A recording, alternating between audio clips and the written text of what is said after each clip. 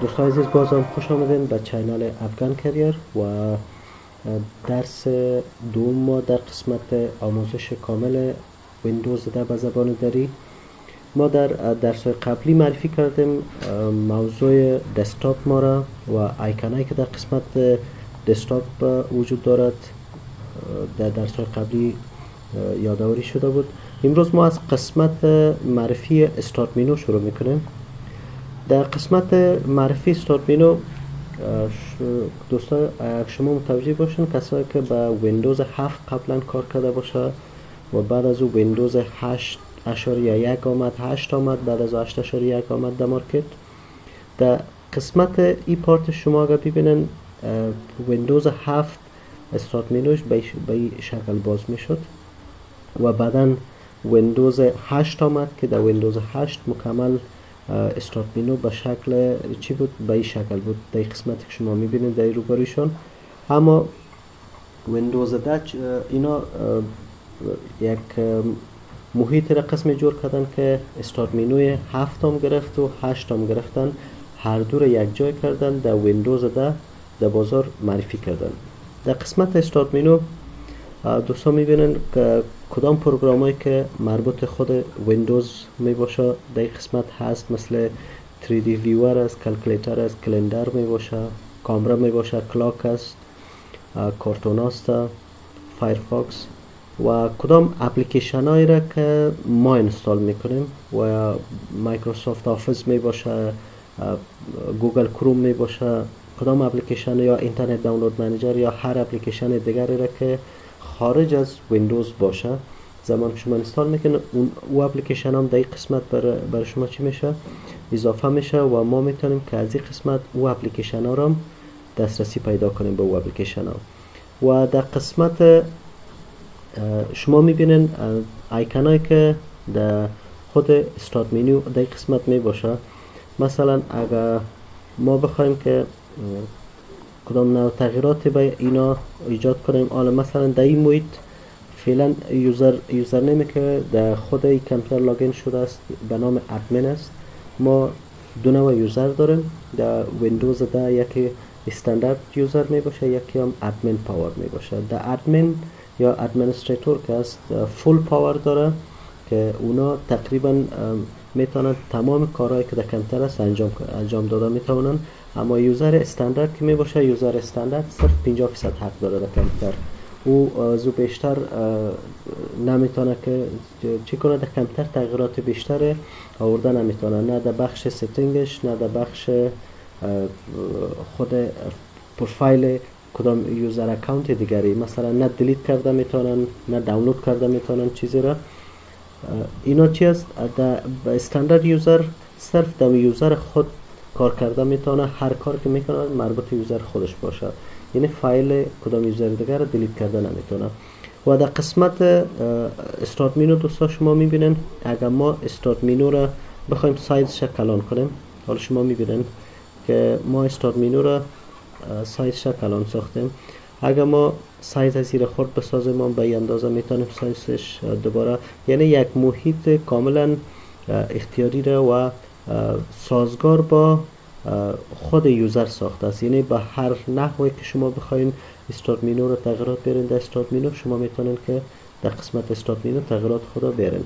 مثلا هر اپلیکیشنی را که شما بالاش کلیک میکنین، بالای هر اپلیکیشن شما زمانی که رایت کلیک میکنین دوستای قسمت ببینین شما unpin from start menu، اگر شما بخواین کدام اپلیکیشن و یا پروگرامی را که نمیخواین در استارت مینو اینجا باشه، مثلا مایکروسافت ایج است، اگر شما نمیخواین که مایکروسافت ایج در استارت مینو نباشه، شما مستقیم چی میکنه؟ از این قسمت unpin from start میگن. زمانی که شما unpin from start میگن ببینید امو اپلیکیشن دیگر در اینجا ظاهر نمیشه، اصلا دیده نمیشه.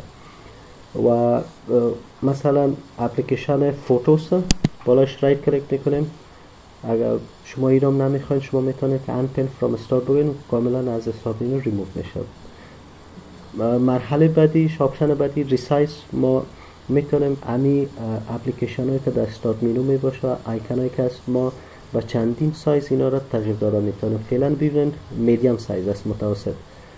مثلا اگر ما واید سایز میگیریم با این سایز نشان میده، دوباره اگر ما امی در بخش ریسایز میره لارج سایز میگیریم. حالا شما ببینید دوستا که اپلیکیشن فوتوز که از اینجا سایزش چی شد؟ کلان شد.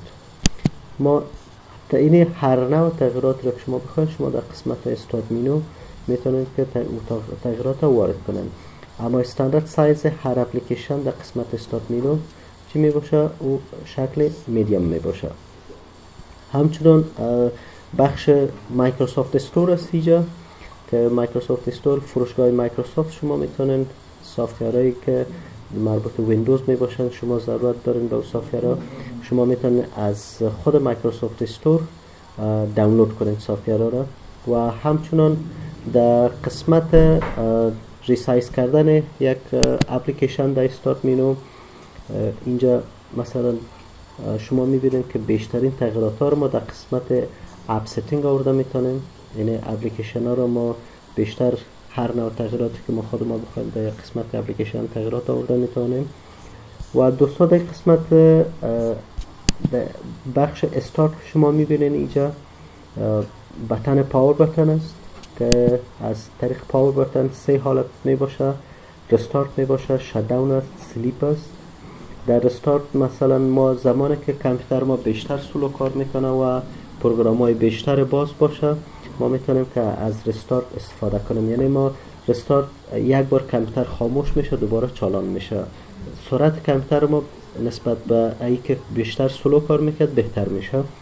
شتداون زمان ما استفاده میکنیم که ما تمام پروگرام های خود سیو کرده کلوز میکنیم بسته کرده بعد از اون ما شتداون میکنیم. یعنی ما دیگه از کامپیوتر استفاده نمیکنیم برای چند ساعته. پس ما دوباره کامپیوتر که بخوایم خاموش کنیم شتداون میگیم. من در قسمت سلیپ مود کدام حالت مود میگه در کامپیوتر؟ مثلا زمانی که چندین پروگرام در کامپیوتر باز باشه و شما بالای چندین پروگرامی که کار میکنه و شما نمیخواین که پروگرام کلوز شود، مثلا به مدت 1 ساعت یا 2 ساعت وقفه میگیرین میرین بیرون شما دوباره که پس میایین.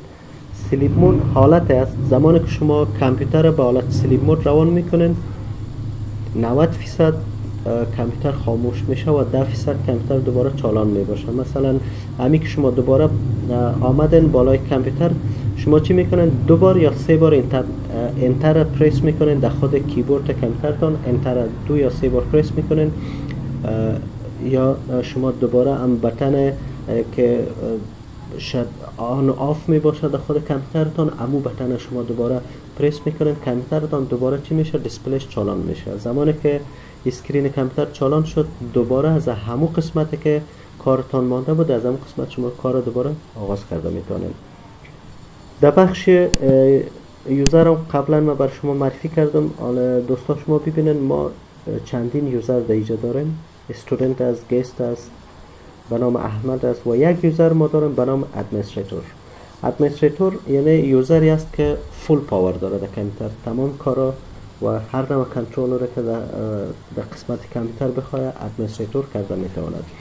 کسایی که در محیط خانه می باشن اونا خصوصا اطفال که مثلا نمیخوان که کامپیوتر از پیششان ویندوز خراب شه برای اونا یوزر را جور کنن که استاندارد یوزر باشه مثلا 50% حق داشته باشه. ما با درس های بعدی در بخش کنترل پنل یوزر اکانت معرفی میکنیم که چند نوع یوزر داریم، چطور یک استاندارد یوزر جور میشه، چطور یک ادمنستریتور یوزر جور میشه که ما تفاوت های اونا رو با هم دیگر به درس های بعدی انشالله که حتما با شما معرفی میشه. موضوع ساین اوت است. ساین اوت زمان می باشه که ما بخوایم از صفحه خود خارج شویم. یعنی صفحه که فعلا لاگین هستیم ما اگه بخوایم که از صفحه خارج شویم ما چی میکنیم؟ ساین اوت میگیریم. ساین اوت زمانی که ما از قسمت ساین اوت میگیم حالا شما ببینید دوستا ما از صفحه فعلی خود چی میشم؟ کاملا لاگ آف میشم. سابق در کامپیوترهای قبلی که بود به نام لاگ آف بود. لاگ آف که میگفتی از صفحه خود چی میشد؟ خارج میشدی. مثلا اگر ما دوباره به صفحه خود لاگین میشیم یا ساین این میشیم دوباره پسورد یوزر خود تایپ کرده ما دوباره چی میشیم؟ به ویندوز خود لاگین میشیم. به صفحه ویندوز خود دوباره ما لاگین میشیم. و در این قسمت دوستان آپشن بعدی در قسمت لاگ اوت می باشه یا مثلا لاگ اسکرین می باشه.